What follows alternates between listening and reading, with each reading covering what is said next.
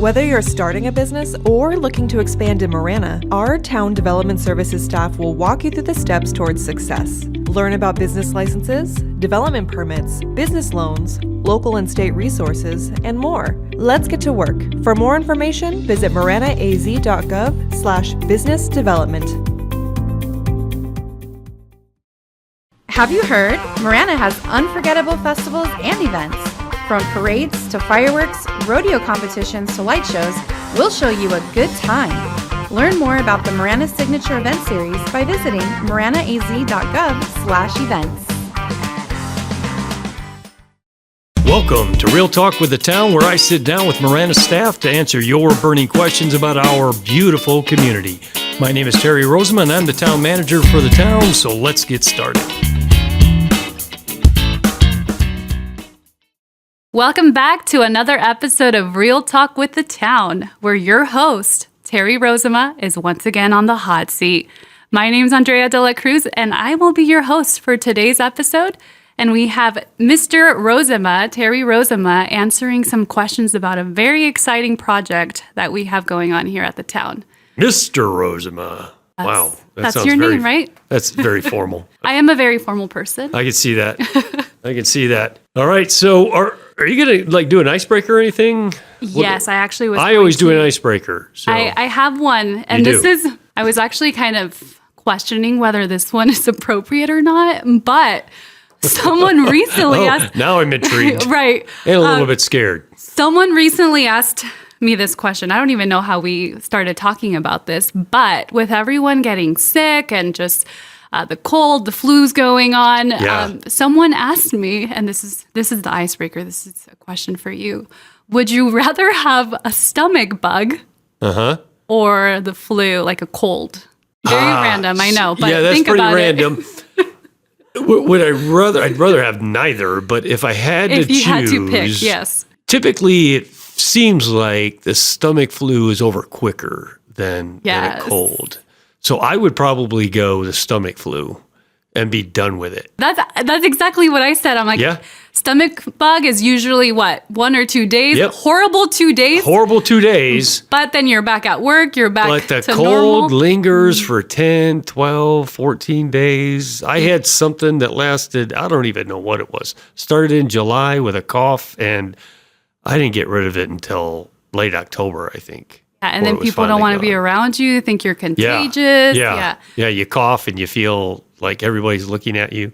Don't go on a plane if you have a cough, man, because everybody turns around and... Exactly. You have to stay home. And with the stomach bug, you stay home for 2 days and you're back. I totally agree with you. Very random, I know. But that was pretty random. I was curious. I'm like, it actually shows you a little bit about how people think. Yeah.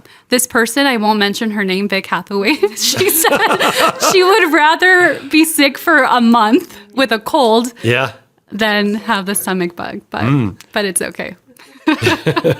Yeah, some people, the idea of that just doesn't appeal to them at all. Doesn't appeal to me either, but 1-2 days, I'm okay. Okay. We're really off track here. I thought we had good news to talk about. I was about to apologize to the listeners. I thought it was interesting. It tells you a little bit about Terry. Yeah. But yes, we'll get started with what we're here to talk about. And I think you have some very exciting news to announce, right? I absolutely do, Andrea. I can't even begin to describe to you the level of enthusiasm and excitement inside of me about this very important topic. We, the town of Marana, and we talked to the council about this a short time ago, got approval to move forward with developing a downtown Marana. Yes. What? Yeah. Right here in what is, I guess, downtown Marana right now, but it's really going to be a downtown. And I'm so excited about it. And if you're wondering where I'm talking about, the town has 20 acres right across from the Marana Municipal Complex on Marana Main and West Civic Center Drive, across from the Marana Health Center, across from the Northwest Fire Admin Building and Fire Station, and right across the street from our brand new, not yet opened, Marana Aquatics and Recreation Center, the Mark. So I'm so excited. I mean, what do you want to know about this, Andrea? Everything, literally everything. Yeah? I do know that, I think there's a lot of confusion, right? Because we've been calling this area where the Marana Municipal Complex is, even where the Bisbee Breakfast Club, I think people think that that's downtown Marana. Right. And, for years and years, we just say downtown Marana, I'm going to downtown Marana, but there really isn't a downtown. So what can our residents expect, or what is it going to look like? What's the vision for it? Yeah, I hope there's a way. In fact, I guess we have already set up a web page for people to go online and to be able to look at that. And maybe we can talk about that or highlight that here in a minute. But I think what people can expect is just a one-of-a-kind destination location, a gathering place for our community that is really going to be second to none, I believe, in the state of Arizona. And we're just really excited. It's not the town that's actually building it. It's going to be our land, and there's elements of it that will be involved with building, such as the infrastructure, the roadways, the lighting, the sidewalks, utilities, things of that nature. But we're partnering with a guy by the name of Scott Steitler and Marana. I think it's called Marana LLC. Marana Urban LLC. Marana Urban LLC. And it's a very exciting opportunity because Scott has been doing this for a very long time, developing downtowns, and he has been responsible for much of what you see over the last 20 years that's been developed in the city of Tucson downtown, with places like the Hub and the Playground and Corbett's and hotels and high-rise residential. So a whole bunch of stuff that he has done in downtown Tucson that has been very exciting and kind of reinvigorated that area.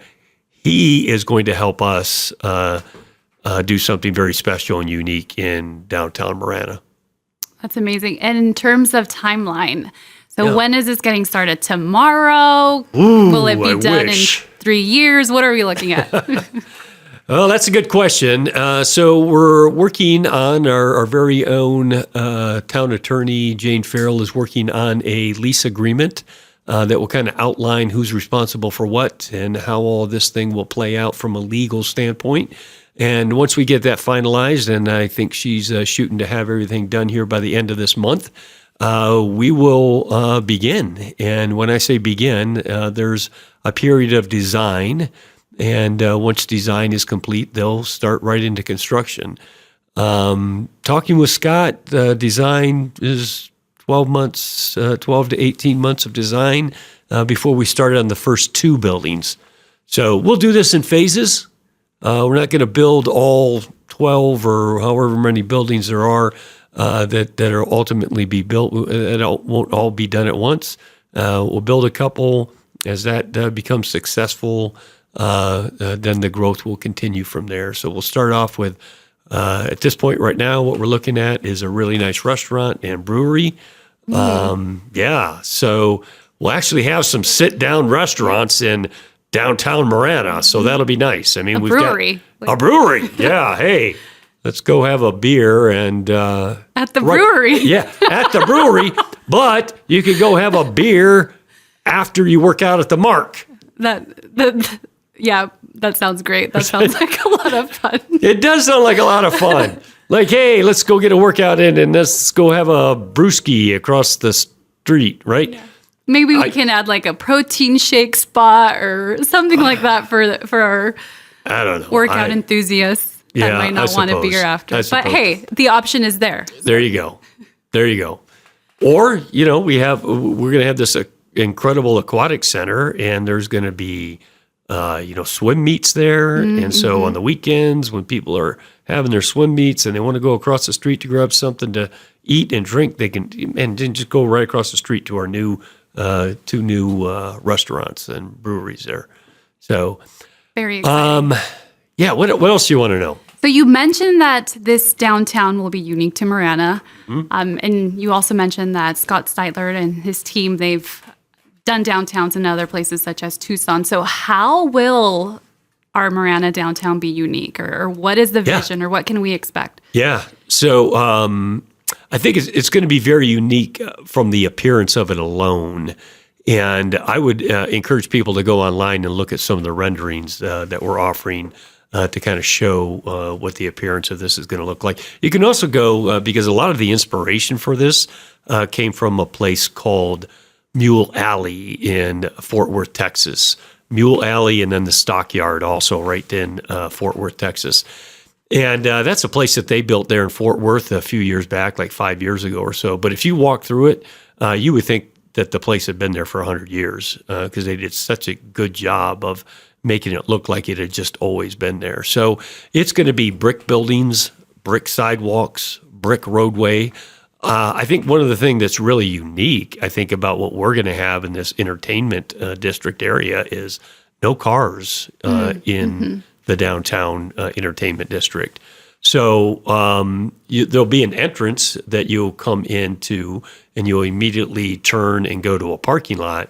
And then you'll have these large archways entering that say Marana above them, and everything will just be pedestrian, people on bikes and walking to the various restaurants and steakhouses and eateries and coffee shops and all of those types of things. And we're going to have, at least right now, what we're talking about is a rodeo arena. Yeah. That is very Marana. That is very Marana, right? Yes, it is. And, that's huge, the walkable spaces. So since it'll be a little more walkable, can we expect whether it's multifamily residential, or will there be any of that in the downtown area?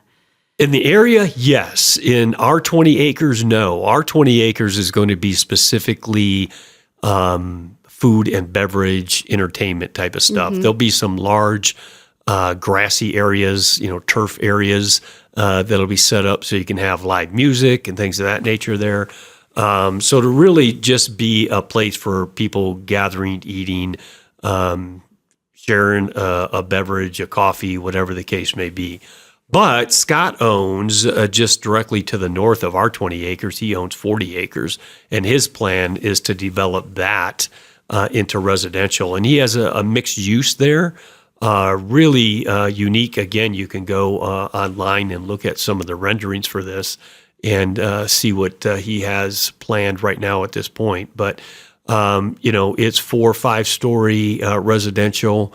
Some areas it's all residential, all 5 stories are residential. Some of it is retail on the first floor with 5 stories of residential, some 100% retail buildings, a large marketplace, a couple of hotels, townhomes to really kind of get that density that you need to support a downtown. So, and we're just continuing to look for ways that we can feed this to create the synergy, I think, that will really make this a vibrant place where there's just always people there, whether they're coming from the Mark or whether they're coming from Orame Harn Park and, tournaments and things of that nature. So we're looking at about 60 acres of downtown areas? Total 60 acres. If you then kind of include what is kind of the fast food area, in the far north end. What we have currently. Yeah, what we have currently. And then there's some other things that are going in there right now, too, that haven't been built out that are owned by the developer. Chris Monson actually is developing that whole area. And we're talking about a number of other things to kind of help feed this downtown area, too, that I think are pretty exciting. Okay, so I'm going to ask you 2 questions because I think listeners probably have very similar questions. So will we have any traffic-related issues or any congestion issues that may happen due to the downtown area? And if so, are we thinking about that? What are our plans to alleviate that? Yeah, that's a great question because right now we do have quite a bit of traffic messes, I'll call them, because they are messes at Marana and I-10, at Tangerine and I-10. And we do have plans in place to deal with both of those and an additional one that I'll talk about as well. So Tangerine and I-10 is actually underway, the design for that. We're waiting for the permits from ADOT so that we can begin the work to lengthen the off-ramps and on-ramps, widen them, add additional lanes, basically make it so that it's essentially like Cortero Road when you get off the exit.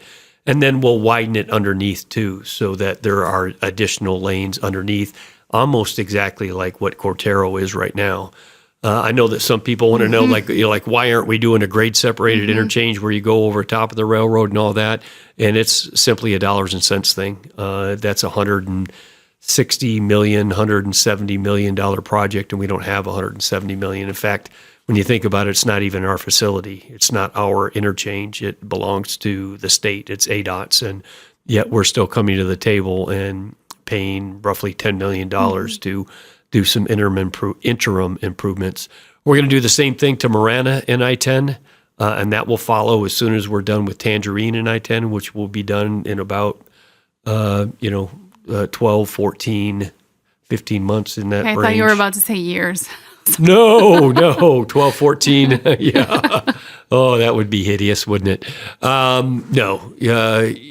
Hopefully about a year from now, 15 months from now, we'll have the interchange all wrapped up, and that will be much better. And then we'll immediately start on Marana and I-10, connecting Tangerine Farms Loop to that. And it'll be a much nicer ingress and egress. And then the other thing we're working on is trying to convince ADOT and other folks in the region that we need an interchange at Moore Road in I-10. So if we can get that, and that would be a grade separated interchange, I think that would alleviate a lot of traffic down at Tangerine, a lot of traffic down at Marana. It would make it really easy to get into our downtown. And so, we are thinking about those things and looking for ways to make sure that there's not a lot of congestion and people having difficulty getting in and getting out. No, and it's very exciting also for Gladden Farms or San Lucas or all these other neighborhoods that are pretty close. I mean, essentially, they could just walk, right? So absolutely. No need for and a you car. know what? There's one going being built right across the street here called Monarch. That's right. Right across the street from Barnett. They'll be able to walk, and then directly across the street on Sandario is Cypress Gardens that's being built right now. And they'll literally be able to walk across the street, go get a workout in, and then go have a beer. Yeah. Or a coffee. At the brewery. At the brewery. Or at the coffee shop. I think our walkable score might go up because of this, which is It definitely will. It definitely will. Currently low, but it's okay. We're working on it. We're working on it. Yes. So one more question. Where are people going to park?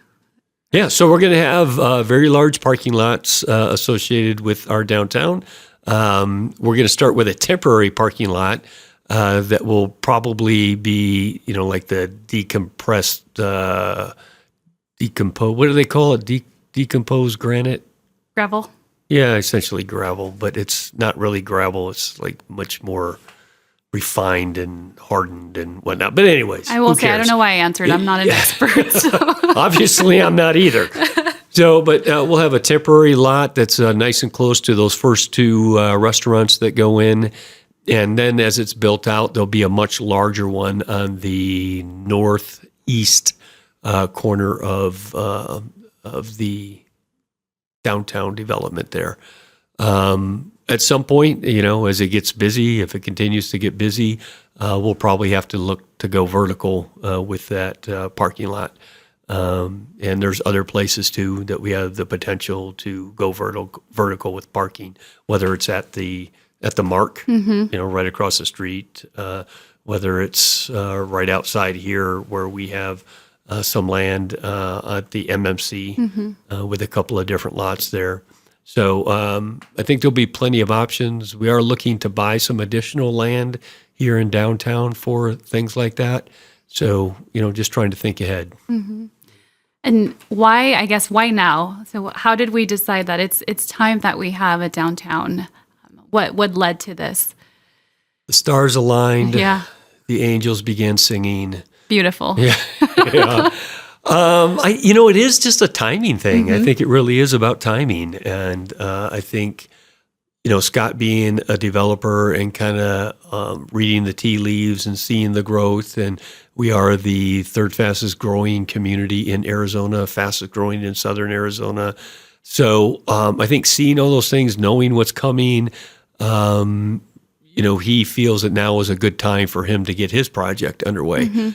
But I think for him to do his project, having someplace for people to go in an entertainment area makes a lot of sense. So I think we're just very fortunate that he wants to do his project and that it aligns with what we've wanted to do for such a long time here in Arizona or in Marana. It's just one of those things of great timing, and hopefully this all comes through and to fruition exactly as we have envisioned it. It's very exciting because I don't know that a lot of places have an opportunity like we do, where we're starting from scratch, right? We get to build our downtown from scratch, and whatever town council's vision is and the community's vision, from scratch, blank slate, right? Yeah. So I that is an outstanding point, Andrea, and I don't want our listeners to miss out on that. In fact, Scott, who's been doing this for 35 years or something like that, he has told me multiple times when he is done with this project, this is going to be his coup de grace. This is going to be his final project. And he has thought about this and is putting everything that he has learned over the past 35 years into this one project. His comment to me on multiple occasions, he said, Terry, someday when this is done, someone will write a book about this. Because this kind of thing just doesn't come along every day. And he believes it's just going to be one of the most successful projects he's ever done. And he's done a lot of, the Mercado downtown and, all those other things I mentioned and other things throughout the U.S. So I think we're just very fortunate. He has a great team, Rudy, Regan. They're fantastic. Regan, I mean, that guy, holy cow, he was Sam Fox of Sam Fox Restaurants. He was Sam Fox's right-hand guy, went around and opened restaurants for Sam Fox all over the country. So he's one of Scott's partners in this. And so, I think we've got the A-team on this, and we feel fortunate, and we're going to work with them and make this happen for our community. All right. So you mentioned restaurants, right? And our community I actually mentioned restaurant and a brewery. And a brewery. Yeah. That's right. We can't forget the brewery. And our community, that's probably one of the questions we get the most. We have a restaurant recruitment task force that has been working on trying to find ways to attract restaurants. So how will this Downtown Marana help with that, or how will that work? Yeah, so I know that there's probably a lot of questions circulating in people's minds right now about that, because we don't have any, true sit-down restaurants in North Marana open past 2:00. You have Bisbee Breakfast, great restaurant, great place, but for after hours kind of things, we don't have that. And it's been difficult for us, and we learned that in this whole restaurant recruitment task force thing, that it's not easy to get somebody to plant a restaurant. If you're a mom and pop and you have to build a building from the ground up, put all that equity into or all of that money into a facility, and then hire staff, and it's just a lot of work. It's a lot of work and money, and a lot of money. And we found that people aren't in a position to be able to do that. So it takes somebody that has the backing to be able to do that, and that's what Scott and his partners and some of the backing that he has garnered for this entire project, which is something I didn't mention earlier. They have a group out of Minnesota called Opus, and they are developers that invest in things. And he reached out to them, showed them. Initially, they weren't interested. Once they thought about it, said, you know what, this is a great opportunity, and they're investing in this as well. So having, somebody like Scott and having a company like Opus going, we see tremendous potential in this. They are actually, as I said earlier, they're going to build the buildings. We're not building buildings.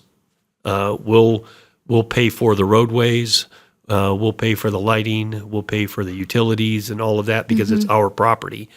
But they'll lease the property from us that the buildings sit on. And as they build the buildings, they will decide what the restaurant is going to be. They'll decide which one's going to be a steakhouse, which one's going to be a brewery, which one's going to be a coffee shop, so on and so forth.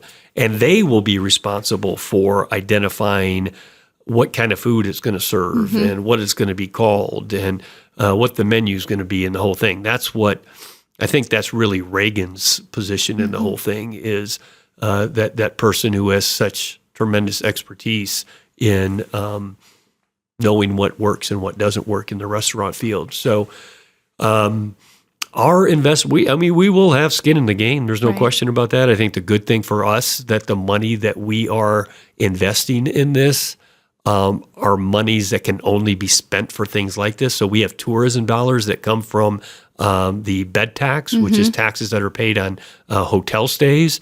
So that tax all goes into a fund, and that fund can only be spent on tourism-related things. So it can be buildings, it can be roadways, and whatever, but it has to be connected to tourism in some way. So this downtown will be a tourism-related thing. So we'll be able to use that. We'll be able to use downtown reinvestment money, which is a tax, a portion of the sales tax at all of the businesses right here in this vicinity. That goes into an account, and we'll be able to use that. So, there's roughly $6-7 million available, which will probably take care of a large portion of the things that we'll need to do relative to roadways and the archways, the artwork and things of that nature in the downtown. So as far as like a opportunity for a local restaurateur, I don't think that that's really what this is going to be about. It's going to be Scott and his group because they're the ones that are backing it, and so they have to be 100% confident in what they put there that it's going to be successful. So it rises and falls on the decisions that they make, and so they'll be making all the decisions relative to that. Well, I guess we can say, though, is that it won't be fast food as much as fast food is convenient. Yes. It won't be that. It'll be some sort of sit-down restaurant that I think, or two or three. Yeah, earlier I said brewery, and I don't mean like a brewery that only sells beer, but, you have your pubs and stuff like that where you can have a beverage and have a burger and, so it'll be things like that, and I think just a really nice sit-down restaurant to kick things off. Really excited about that. So as you were talking about restaurants and staffing these restaurants, it kind of made me think about transit. Will we have any public transportation? I know we currently are limited in the area, so what would that look like once we have more restaurants and more job opportunities in the northern area? Yeah, that's going to be, it's going to have to be a part of the equation. We know that. And we learned that primarily from Grant Kruger when he appeared on the show, that's a big deal. So it may be something that if it's not a thing that SunTrain can help us out with, because they don't have the funding for it, it may be something that we, the town, are going to have to invest in with some sort of a shuttle service of some sort. And I know my good friend Gilbert Davidson up in Prescott Valley is doing something like that. So we'll have to take a page out of his book or somebody else's book that has had some sort of success in ensuring that people that don't have a vehicle have the ability to get to our downtown. So it is something we're thinking about, which is great. Yes, absolutely. I know you tried doing your best explaining just how amazing it's going to look like, but as you mentioned already, we do have a website available, MaranaAZ.gov/downtown. So our listeners can go there, can see some of the renderings. They are pretty amazing. We can't do it justice by explaining it. You have to go to our website and look at those renderings because it is pretty exciting. Yeah. So I got a chance to talk to a group this morning about it and showed them the pictures, and man, they were riveted to what they were seeing and what we were talking about. Very excited about it. So I think when people kind of see what the vision is and where it's coming from, and it is a very Marana-looking kind of place, and I'm excited about that. Well, thank you so much. Those are all the questions I have. All right. Well, thank you, listeners, for joining us. Andrea, thank you for hosting and for asking me all those tough questions, They were not tough. Especially the icebreaker. The icebreaker was probably the only toughest tough one. Yeah, I think you're very excited about the project, and it shows, and everyone should be excited about it because it's going to be pretty amazing. Absolutely. Well, thank you, listeners, for joining us. Until next time. Submit your questions by visiting MaranaAZ.gov/realtalk, and we'll answer them right here. To receive notifications for new releases, remember to hit subscribe wherever you get your podcasts. Also, remember to follow the town on Facebook, X, formerly known as Twitter, and Instagram to stay up to date on current news and events.